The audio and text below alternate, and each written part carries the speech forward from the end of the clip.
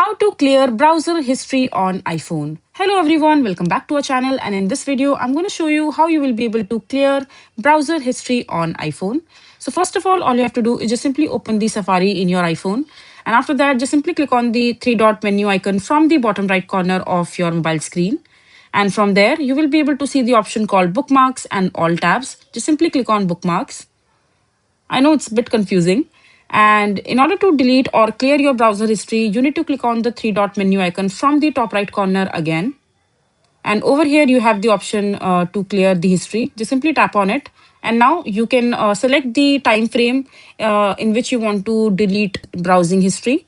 So you can delete the last hours today, or maybe, all your history. And you also have the option to close all tabs when you are done, browsing on your internet browser. And yeah, so for example, I'm doing the today's one or the tomorrow or yesterday or maybe all history.